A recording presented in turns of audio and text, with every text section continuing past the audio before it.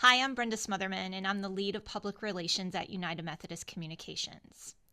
I have the honor of being able to share stories of faith in action by United Methodists around the globe, and I also support denominational messaging.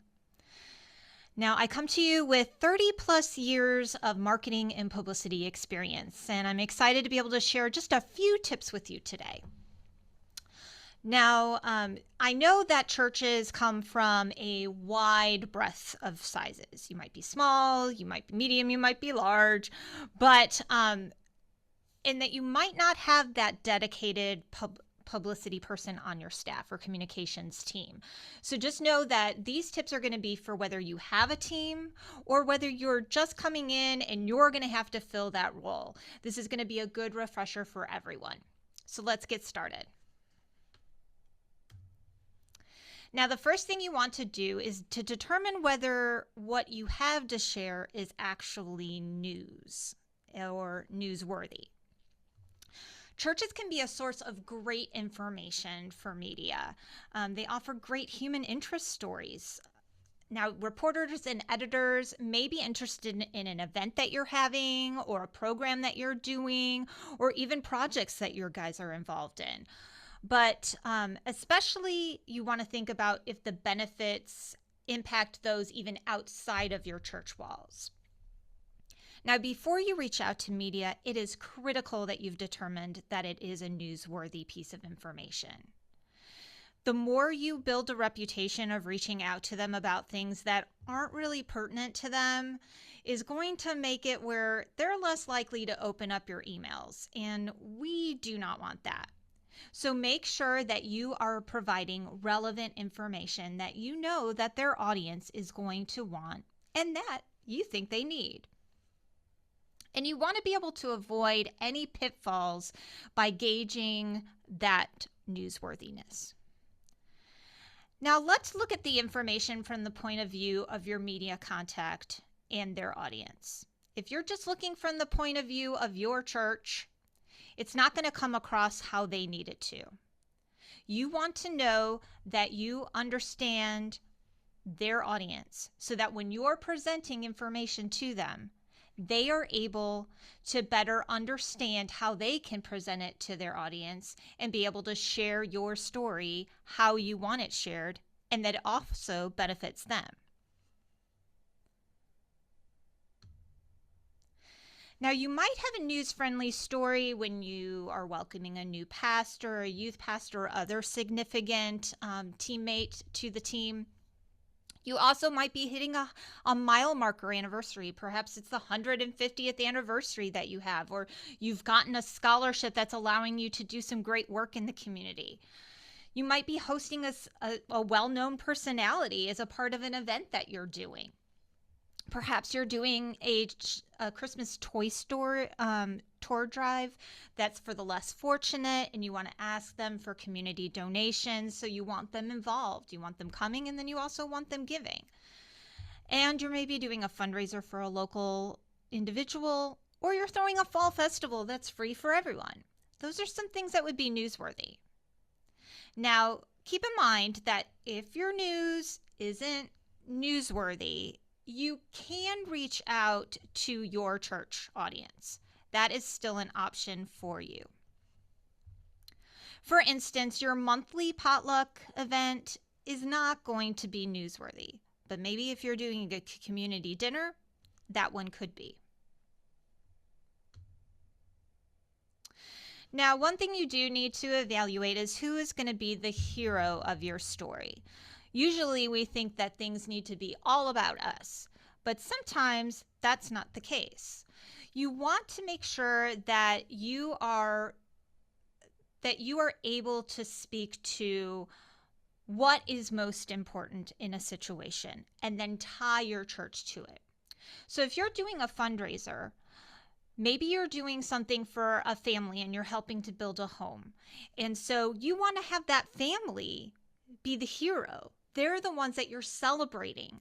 But the story is integral to your church. The story can't happen without your church's involvement. So you want to make sure that you're focusing on the family in that instance, but then tying in how the church is supporting them. So again, sometimes you need to step back and realize that you're not the hero of that story, but move forward with how you are supporting that hero. It's all a win-win. It's just a different way of thinking. You want to attract media with what is relevant and then tie them back always to your church. Now, sharing about a church event is one of the primary things that all churches, regardless of size, are going to go through at some point in time. So there's a lot of publicity tactics that are involved in that. And today we're going to focus on the PR side of that. There's social, there's internal, but just know overall we're going to be focusing on the PR side of things. So with this in mind, let's look through the rest of this training from the lens of an event. Now, as I mentioned earlier, when it comes to common church events, if you can build in a unique element to help you stand out, that will help you to get the best potential for exposure. Now, for example, say you're going to host a Easter egg hunt. Now, a lot of churches are going to host Easter egg hunts. And it is newsy because the community wants to know where they are, where they're happening, and where they might be able to participate.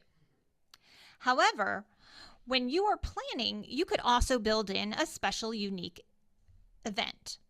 For example, perhaps you're asking the community to also bring non-perishable food donations that you can then create gift baskets that you can give to people that are food insecure within your community. That sets you apart for all of the right reasons. Now, when sharing about your event, or about anything for that matter, you need to cover 5 W's. Who is your story about? What is happening? Where is it located? Why is it important? And when is it taking place? So that's who, what, where, when, and why. Failure to answer each of these questions in the information that you send to media could result in you not receiving any coverage. So make sure that you've covered your 5. Stories with supportive resources really appeal to media.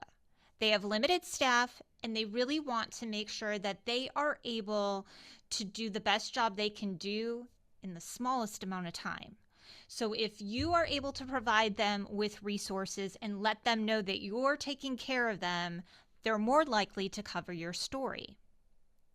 Now, you can offer interviews with a fundraiser's recipient or a special spokesperson. If they are not available, it could affect your coverage. People, especially with a fundraiser, want to be able to show who is getting that ultimate impact or who has experienced things in the past. So think of testimonials. They like to share how people are impacted and how the community is helping as you're welcoming them there. Now, providing supportive statistics also adds credibility. It gives a lot of good information to help you show why this is important. Now, for example, for our Easter egg hunt that we're talking about with the fundraiser, you could have statistics on hunger and food insecurity within your community. That will help your media to be able to share why it's so important and why there's such a need. People may think that there's a lot of food pantries out there, but at the end of the day, there's still a great need. So this is just helping to educate people so that they'll want to act. You'll also want to list the type of visuals that are available. So if you're going to have videos of various things, like for the Easter egg hunt, you're going to have the kids searching for Easter eggs. You're going to have an Easter bunny with photos. You're going to have people donating to the food bank. These are all things that you can do to help frame the picture for your media outlet to be able to present what you want them to share. Again, you want to paint the picture for them and let them know, I've got you covered. You're going to have everything that you need.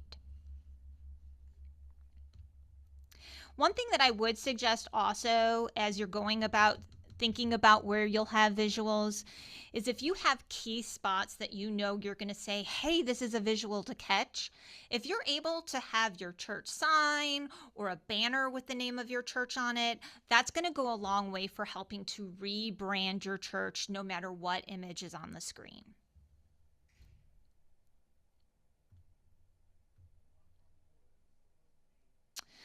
Now, once you've determined that your event needs promotions and publicity, defining your audience is essential. Now, when it comes to your church, there are three primary audiences. And I know we talked a little bit earlier about how we're going to just focus on one. But for the sake of just learning, you're going to have your internal audience, which is anything within your church entities. It's your staff, church organizations, your volunteers, your members, internal within the church. Then you're going to have the public, and this is your external audience, and it's consisting of your community, and it may or may not consist of Christians. But for the sake of today's webinar, we're going to go ahead and stay focused on media outlets. Now, media is another external audience that consists of reporters such as newspapers, TV, radio, podcasts, online, and whatever other mediums are going to come up. Now, keep in mind that the larger markets or metropolises, they have a lot of competition for the limited coverage space that they have. So again, you want to make sure that you deliver them information that lets them know, I need to cover this, and that they are worthy of one of those spots. The more we can entice them and make sure that they know that this is a needed bit of information, the better we have at getting coverage. Now, once you've clearly identified the audiences you want to reach, you want to also clearly identify the target audiences to help you better understand the best matches. So for example, you're not going to go to the sports reporter at that outlet. Even though the outlet might be a fit, you're not going to go to that sports reporter. You want to make sure that you're going to the news person, or maybe there's a family writer. So for example, for our Easter event, if you had an event in Nashville, Tennessee, let's say, Nashville Parent Magazine did a roundup. So you can see on the screen here, they had a roundup of Easter events. And this would have been a key thing for you to get in.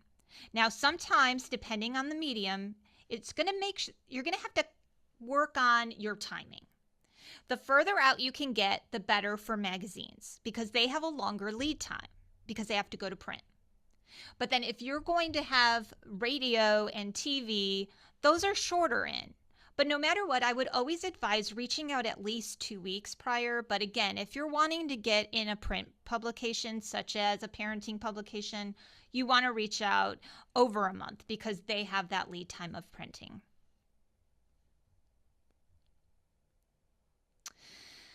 Now, it's the morning of your event, and you may think, oh, I'm done. There's no more PR that I need to do. Not so fast. If you're in charge of the event publicity, you'll want to spend time in the morning getting everything done for those last minute little tweaks that you need to do for media. Now, you want to carve out time for calls. This will be essential. You want to do follow-up calls to anyone that you may have sent a press release to or a pitch to. You want to reach out to the local TV stations to ask them if they've received your press release or your pitch. You can typically find the phone numbers of the station's websites if you don't already have them. They're just typically online. You can look at their websites and find them there. Now, media are busy, so you want to keep it brief. You're going to quickly identify yourself and say that you're following up on some information that you sent for an Easter egg event with a fundraiser, and you wanted to make sure that it was on their schedule and ask them if they can check. Typically, media will have a list of what they're planning to cover for the day. It's kind of a list of priorities and where they're going to try to go through as much as possible to get as much options as they have for coverage. So you want to make sure that you are a part of that. Now, if they don't see you on it, don't worry. It doesn't mean they're not going to cover you, but offer the opportunity for you to send the information once again to them. Now, hopefully the news director will say it's on there and you can just go on from there. But if not, make sure that you send that press release right away.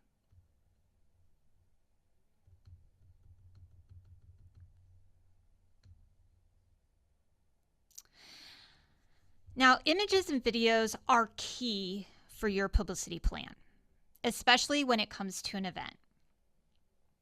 Either further in advance or the morning of. I would suggest in advance, but we all know that life gets away from us sometimes. So you want to create a wish list of images and videos that you want to capture. It's often called a shot list.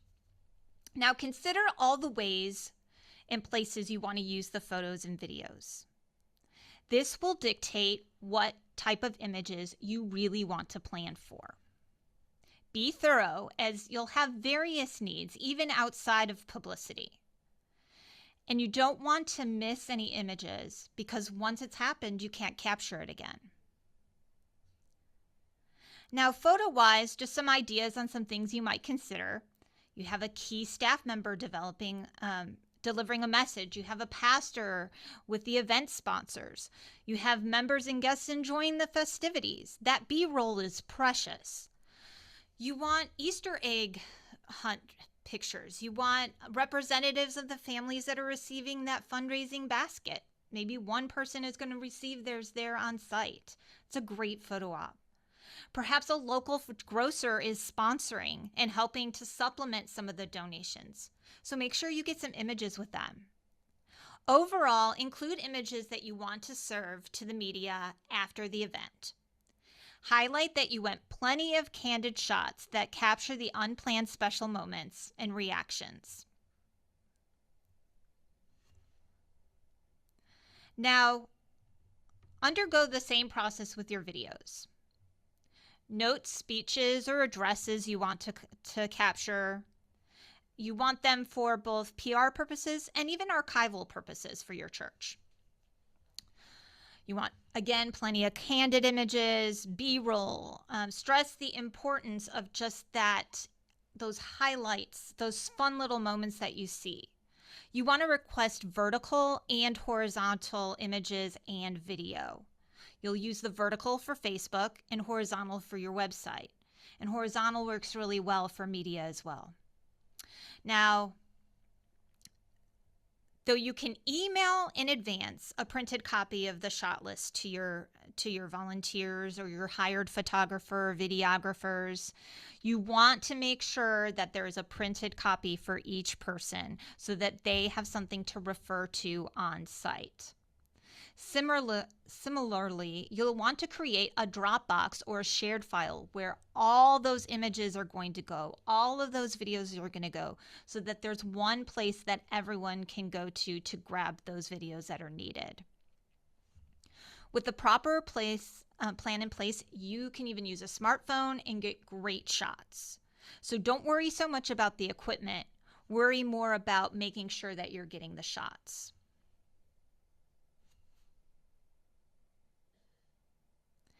Now, one thing that you're going to want to do is obtain approval for any images that you capture on site. Now, at an event, I would highly, highly suggest that you get what's called a crowd release. These are just some things, some posters that you can post up that shares information about we're going to be capturing images, and by entering the premises, I just understand that my image and my likeness might be captured. It's good to say likeness as well, just because in this day and age of podcasts, people are grabbing audio more and more. So what you want to do is make sure that people know that their image, their likeness of any sort is going to be captured, and that they just are aware of that. Because some people are very sensitive to the needs of media and not wanting to be out there. They might have various reasons why they don't want to be seen. So you just need to be cognizant of that. And if you do it up front, you can cover yourself. There's ways to do it on a ticketing page if you're doing paid tickets or even free with registration. There's ways to be able to do it just with printouts that you give out one by one to people. That's pretty cumbersome. So I'd suggest doing the crowd release, or you could even have one massive sign that people sign when they come in. It's just a safety so that once you've passed those images and videos on to media, you know you are safe for those uses.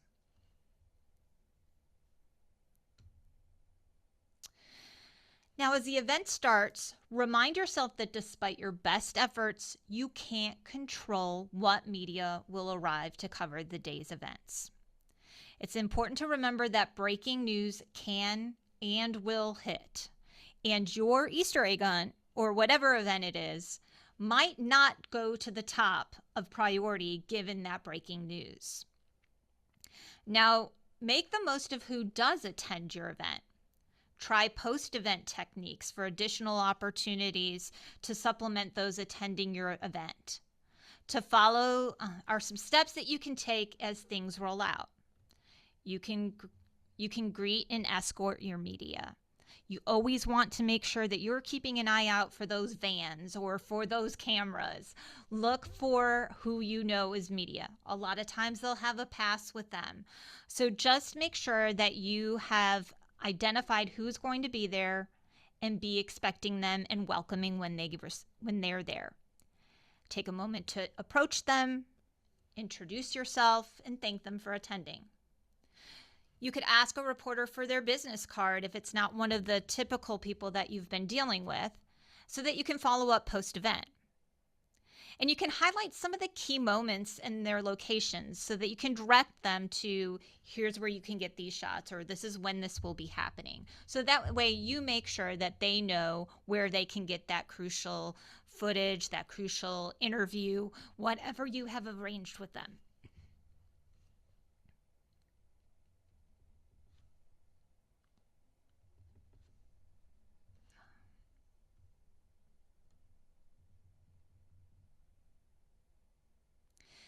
As a special note on spokespersons, I want to make sure that I highlight something that's critical for all staff of United Methodist Churches to understand. When it comes to the United Methodist Church, no one but the United Methodist Church General Conference can speak for the church at large. So again, no one but General Conference can speak for the United Methodist Church. It's a little hard for media to get their heads around, and sometimes for us in the pews. But it's important to know that no matter what, you can speak for what you've been given approval for. You can speak for your local church. You can speak as the organizer of an event. You can speak for whatever that approval you've received. However, you need to avoid giving any answers about the church at large. Typically in an event, they're going to keep it focused, but sometimes if there's something brewing out there, just don't speak to it. Say that you'll be happy to pass on their information, and you can pass it on to the UMCOM Press Center. And it's presscenter@umcom.org, and we can take care of it for you. So just keep them focused on what's local, and we can help you with the denominational side of things.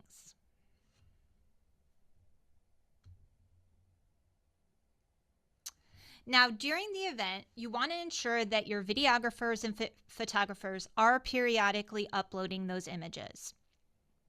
One, because you don't want something to get lost and equipment to go wrong. It's just a safety. But two, you're often going to get last-minute requests that will come up, and that way you have things that you can pull from. You're not going to have to go try to run down and find somebody, and they might be in some field far away from you, and you don't have to deal with that. Just look in your Dropbox. You're going to have your images, you're going to have your videos, and they'll periodically be uploaded so you can continue to look back to make sure that you have what you need. Now, also, I want to remind you that there are special moments that you personally are going to see. So even if you are not the person tasked with taking photos, you need to be a fill-in. Always have your camera ready and available to be able to capture those special moments that you witnessed yourself. And then upload them to the Dropbox.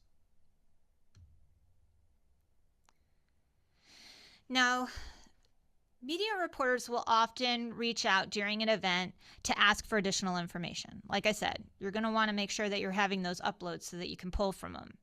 But you need to be really timely about this. So you need to be monitoring conversations. You need to be checking your voicemail, checking your text. You need to be checking your email. Sometimes you might even want to check your social media. Somebody might post a question there in regards to it. Typically, media will go directly to your contact information, but just know that that's an option. So make sure that you are monitoring those conversations so that you can act quickly. Sometimes you'll receive a great inquiry from a media that you have really just hoped that they would cover, but because you weren't answering your voicemails, you didn't get it. You didn't get their inquiry, and so you missed that coverage. So by making sure that you are diligent, like just check, maybe every 5 minutes, just give a look just to see if something's there so that you can go ahead and assist that media. Now, one thing that I do want to bring up is that it's really important that you stay alert during any event. Now, unfortunately, we live in a world where crises occur often at events. And you'll want to make sure that you have your eyes and ears open should something unexpected happen. Most times, these are going to be minor situations. Maybe some teenagers get in a scuffle, or in your staff members and your security members, they can kind of go talk to them, calm them down, and everything's okay. Media might be like, "Hey, what's going on there?" And you can be like, "Oh, just some teenagers," and it'll calm itself. But then sometimes there's something that's completely out of your control, such as maybe picketers have come. You know, we've seen on the news how sometimes there are some organizations that will just take an opportunity of somebody having a gathering to be able to try to have their voice heard.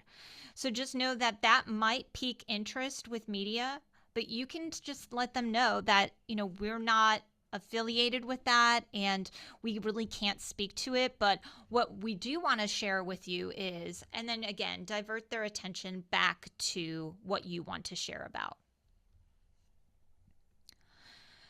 Now, if there's something that comes up that is related to your church, hopefully that's not the case. But if there is, make sure that you let them know that that you'll be happy to get them information and that you will pass them on to your conference communicator who can better assist them. Always make sure that you are working with your conference communicator. They are your best friend, especially when it comes to a crisis situation.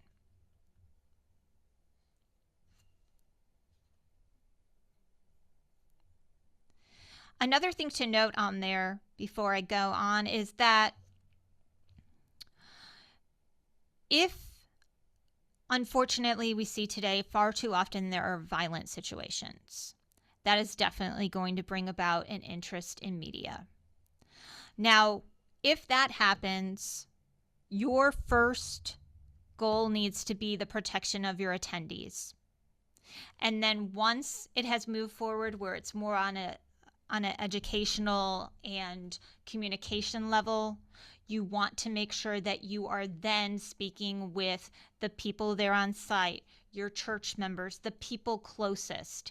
Media will want information, but you can let them know that this is a building situation, that you are just trying to gather details right now, but that you will follow up with them as soon as possible. Again, make sure you've looped in your conference communicator.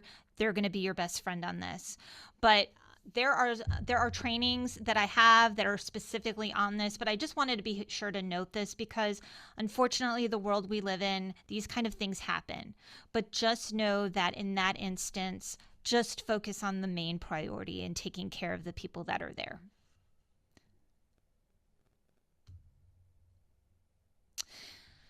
Now, you've reached the end of your event, and you still are going to be dealing with publicity for a few more days. Sorry, you're not off the hook just yet.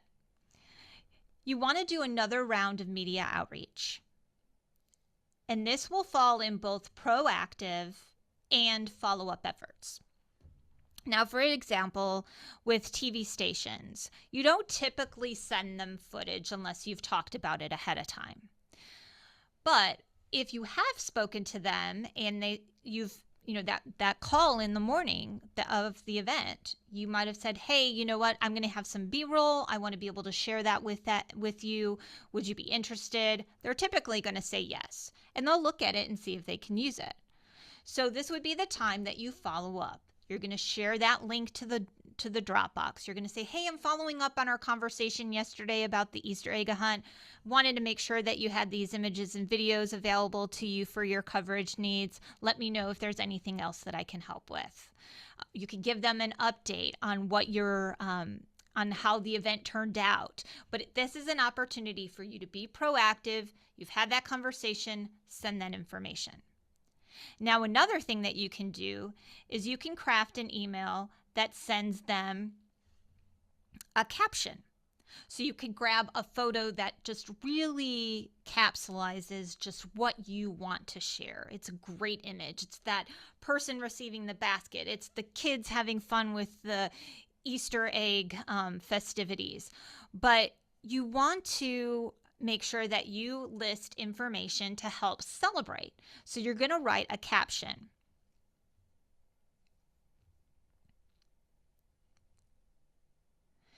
Captions are 1 to 2 sentences of the event and what's pictured in the photos. Now, again, you're going to want to refer back to your 5 W's. And those were the who, what, why, where, and when for your writing process. When possible, list who's pictured from left to right, or at least identify key people in the photograph. Now, keep in mind that when you are doing those photographs, try to have those key people front and center, so that way it makes it a little easier to identify them. You may also choose to note in italics, additional photos and videos are available via Dropbox, and then include that link. So do your main caption, but then in that pitch email, that email that you're just reaching out to them with, you're going to have that information. And keep in mind, even if you don't have access to the names of the people pictured, because a lot of times that's going to be the case, you can just go ahead and describe it without having to state those names. For example, this weekend's United Methodist Church Easter egg hunt drew in 1,000 attendees and collected 200 pounds of food to be shared with those experiencing food insecurity in the community. And then in parentheses, put photo courtesy of United Methodist Church. It's that simple.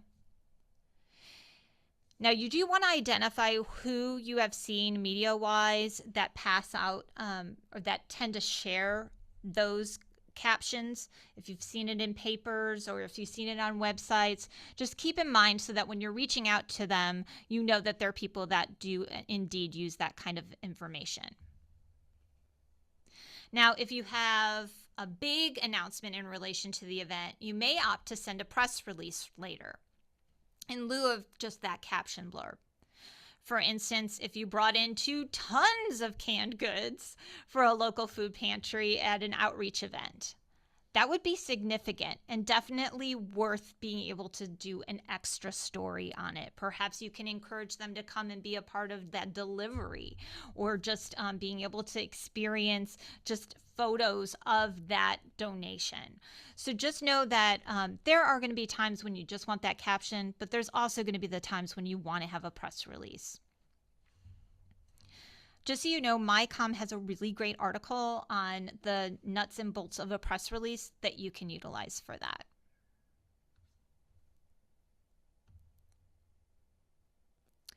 Now, after the event, you also want to watch for press hits. It's a good rule of thumb to not count on any media coverage until you see it in print, online, on the television, on the radio, what have you. So you want to make sure that you keep an eye out for those coverages so that you can share them. Something can always happen that prevents or simply delays coverage. But typically, if someone has invested in sending someone to an event, it's going to get covered. Although again, there's no guarantee. Over the next week, just keep an eye out for any post coverage. Since you'll know who was in attendance and have your pitch list, you can search their newscasts, their websites, their papers, etc. Even better, ask them when they're on site if they have an idea as to when it might run. Another way to look for coverage is to set up a Google alert. This is a great way to just put some keywords in, and then you'll constantly get daily updates, or you can do it multiple times a day where you're getting anything that pings those keywords. Google Alerts are just a great thing to have set up for your local church in general so that you can see what people are saying about it. Now, as you get information and as you see those hits, go ahead and report them in a document so that way you can share it with your staff. And while it may seem like a simple task, go ahead and send thank you notes to the media that were there. Let them know that you appreciated it. Now, this can simply be an email or actually physical written notes. It just depends on you. And you want to make sure that you're taking advantage of the learnings that you've had. The week following your event, plan a team gathering. Go through what worked, what didn't. Perhaps you had a fundraiser event and you had the recipient family there for media, and that was a great success. Maybe you did a little bit further outreach this time and you got better results than you did the last time. Any of these learnings are important to have, and you want to go ahead and document them for the future. Also, typically churches will have another event just on the horizon, so make sure that you automatically start implementing those learnings because we want to go ahead and put them in action. We don't want to just report them. We want to know how we can better reach out to media so that we can share our news. Again, during those team meetings, you want to be able to start implementing those ideas. You want to have that information together. You want to share the passion that your team has. And this is really important to have your whole team involved so that they all can learn from them. And one thing that I do need to share is that you need to have grace with yourself.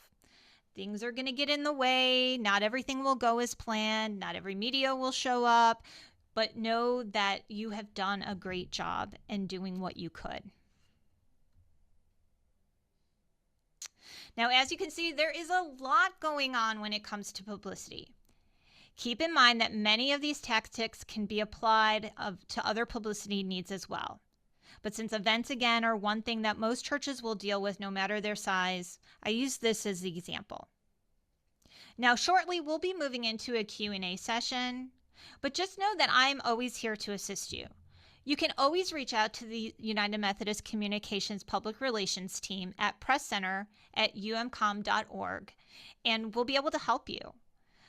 Whether it's something we can assist you with or we connect you with your conference communicator for a particular item, but we can make sure that you get the information that you need and the guidance that you need. So thanks again for your time today for this webinar, and I look forward to chatting with a few of you during the Q&A.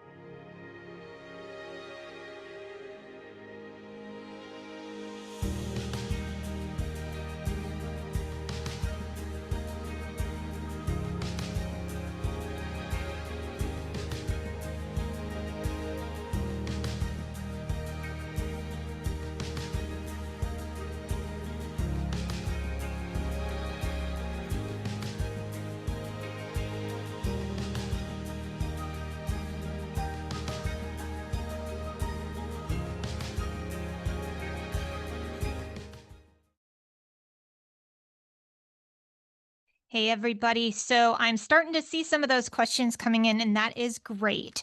So just so you know, if you have a question, go ahead and just put it in the chat within Zoom, and I'll get it. I know that don't worry about raising your hand or anything like that. We won't be using those, but if you'll go ahead and just submit officially in the chat, that will be awesome, and we'll get you taken care of.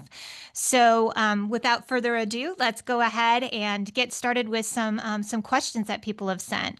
Now, I did receive a question that was talking about the release statements that I mentioned about those things when you have the event and you might have a sign up in your parking lot, or you might have a signage of sheets that you're putting out on doors. That is something that we do have a press release, I'm sorry, an article on how to do those special statements. That is on MyCom's website. So if you go to resourceumc.org, you'll be able to find that there. And I know that our team will be able to share it as a part of this webinar. So hopefully you can kind of dig a little deeper into that and get the details that you needed there. Another question that I've received is, how do you receive a list of media outlets to review? Now, there are several different ways you can go about collecting media contacts. There are very expensive databases that really are just not going to be what a local church is going to be able to have access to. However, what I would suggest is you just kind of thinking through, what do you personally watch to get your news? How do you find out about information happening around you? What are your local news networks? So you think of your ABC, your NBC, your CBS. Think of what newspapers you read, both community and for more statewide. And also think of the radio stations that you listen to. So all of those things come into play as far as like who you will want to target media wise. Now, what I typically would do is to get that contact information, sometimes websites, when you look up a reporter that maybe has written about something in the past that's similar, you might want to reach out to them. Sometimes those websites will have, those agency websites will have their contact information or a way that you can message them directly through the site. Other times, you'll just have some basic information about how to submit news to that news station or that radio station or that newspaper. So, what I would suggest is, again, in advance, going ahead and creating those lists. These will be your staple lists that you can continue to use. And then, as over time you're building relationships with local media, get their personal contact information so that you can send them an email directly to their email at their company. So those are some ways that I would suggest for a local church to really get started, because you're going to be looking at a handful of people probably that you're going to be reaching out to. So that probably is your best route starting out. What I would also say with that is that sometimes people will want to pitch and send a mass email out to all of their contacts. That's something that you can do for a press release. It's something that you can do for any of your pitches, really. However, think about how you might be able to personalize it for someone. Since you'll be dealing with a smaller amount of media contacts, what you can do is you can actually go ahead and say, "Hey, Lisa, I saw you did an article recently about this. I thought our event might be of interest to you. Here's the details below," and then include the press release. So those are ways that you can also get that information across to someone where it might just resonate a little more. So many people will just get plain emails. Think of all the emails in your inbox. I'm sure you have more than you can go through in a day at times. So just think about how you can personalize and stand out again for those good reasons. There's nothing wrong with sending that information out in mass. However, and especially when something is a quick turn and there's limited time for you to be able to do information due to staffing, it's okay to do it. But whenever you can do that personal outreach, I really just highly recommend it.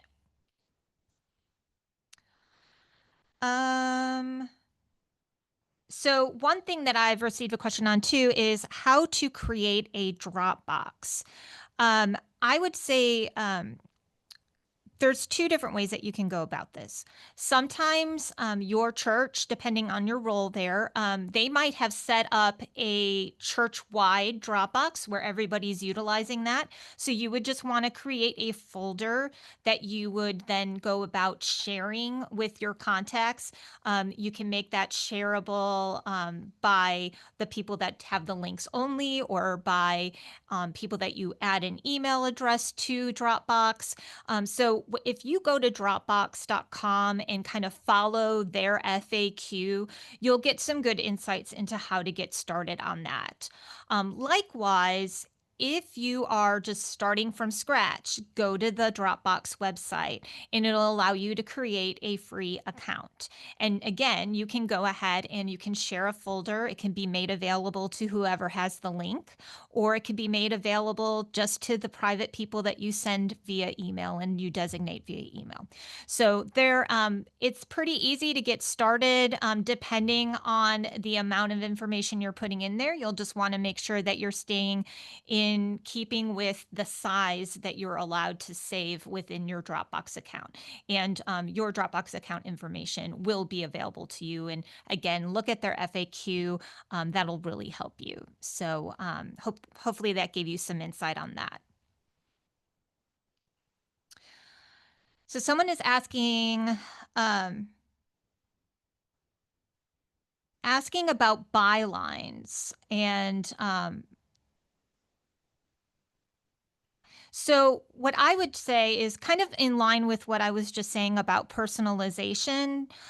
If you see now, a byline is when you're looking at an article, say you're looking at your newspaper or a web article, and you see who an article is by. That reporter is then going to have an interest in things that are in that realm. So again, like I said, you're not going to pitch a sports reporter on something that isn't a sports related story. So in this case, if somebody you know is always going and trying to find those free events for the community, reach out to them. You can make that personal reach out to them. You can you'll want to make sure that you're tailoring it to them, but it helps to let them know that, one, you're being mindful of who they are and what they cover, which gives you a better chance of coverage yourself. But also it lets you know that you're going to the right people. Again, we have so many people that are out there, and so many people just get so much information. And so we want to stand out. We want them to know that that we know that they'll be interested in this information. And the more that we can tailor our pitches to people that are interested in our information, then the more likely you are for coverage. I have a question here about buying an ad. I will say that when it comes to PR, that's a little, it kind of is going to be dependent on on how your church operates. If you have budget for an ad, it's not going to hurt for you to go ahead and place an ad where you normally would, or in some specific targets that you want to go after. But you also don't want to just, you will have, let me put it this way, you will have people that are ad salespeople that will reach out to you once you've sent a pitch. They need to understand that you're coming to them with information that you think that their audience wants to know and that will be relevant. They are looking for ad sales. So the more that we provide them with content that they can use to draw people in, that then make their advertisers happy, it's a win-win. So on a PR side, I always try to tailor it more like that. Now, it's okay if you're going to do an ad and also do a pitch. And you can mention that you've done an ad and you thought this might be a good complement to it. But it really is best to kind of keep those separated, because you just never want to be seen as paying for your coverage. Now, I will say that there is something called an advertorial, and that is an article that is more ad-based and more promotional. However, it's set up more like an article that would be just informational. So it might be a roundup, say when I worked in publishing, it might be a roundup of books that I'd suggest. And it looks like a review section of an article, but it's just an advertisement, and we would have advertorials. So that is another option if that's something that you want. But as far as just targeting those people that are interested in a topic, again, look for those bylines.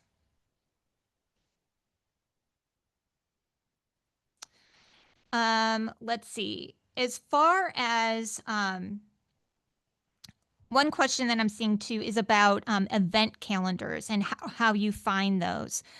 Basically, those are going to be on a various sites and magazines. Like you can go to magazines, you can go to websites, you can go to the newspapers themselves, on the radio websites. Wherever you look for content about where events are happening around your community, those are where you can look to go. Now, some sites will have a paywall, so you'll have to pay to be able to submit an event. However, there's a lot that are free. So go ahead and take advantage of those. You know, if you've got a radio station that you love and you want to make sure that they're sharing about your information and they have that community calendar and you see submit an event, go ahead and do it. And there's going to be an article, just so you know, from MyCom that you can utilize that will go more in depth about how you can do that. So that's just something that you can look into as well. All righty. Well, hold on one second. Is it important to put hometowns of participants in the release, such as your weekly newspapers, local papers? So what I would say is that it's good to mention where people are from. Like if for some reason you're doing a fundraiser for the town that's right next to you, you're going to want to make sure that the town that's next to you, those media outlets know that this is happening in support of your person. What I would also say is that I will oftentimes do a separate pitch or a separate press release that is specifically calling out that local community's information as a highlight in the upper part of that release or the upper part of that pitch. So I might say to a media contact, I was like, hey, we're doing this fundraiser for so-and-so from Charlotte, North Carolina, and we wanted to make you aware of it because we thought your community might want to support it, and then do the press release. But again, a lot of times I will just tailor those pitches, tailor those press releases so that it's a tweaking of the verbiage. So a tweaking of how you've written it a little bit, just to kind of focus on that, on where they're from, because that way it's likely that in this time and age where there's very few people working in the media houses and they're doing more with less, you can possibly just get them to pick it up and run with it and post it online as is, and you'll get your message out just how you want it. So hopefully that answered that question for you. But yeah, that's how I would suggest going after that, is again, just tailoring that. Let's see.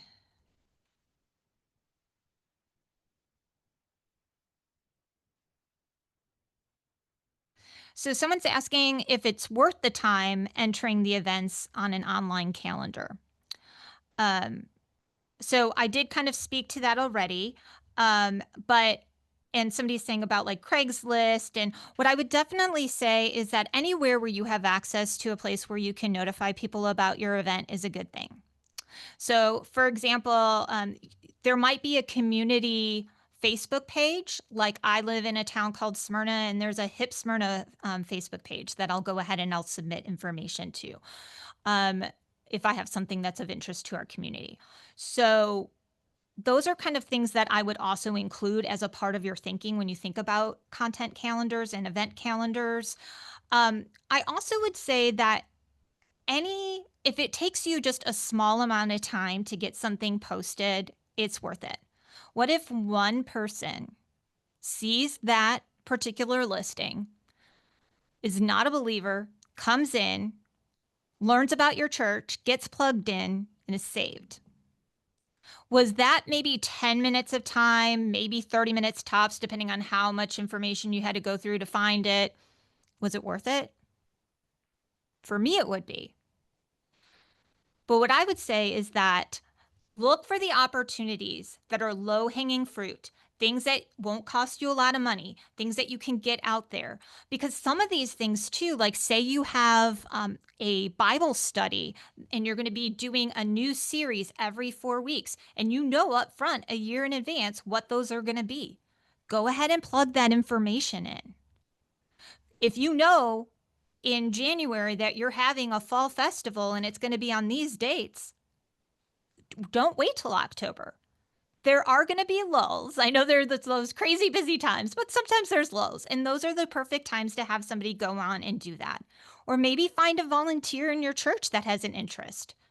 So those are some things that you can do as far as those calendars. But again, it takes some time. But I think in the end, again, if you just get that one person, it's worth it. So hopefully it's not just one person, but just think of it in the greater scheme of things. And let's see. I think that is all the questions that we've received thus far. So we've come right on time. So thank you everybody for joining me today. I hope that you've learned some things. Again, feel free to reach out at presscenter@umcom.org if you have additional questions. I know that the MyCom team is going to make sure that you have resources to help support you and the information you've learned in this webinar.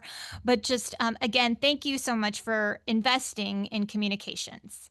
Hope you have a great day.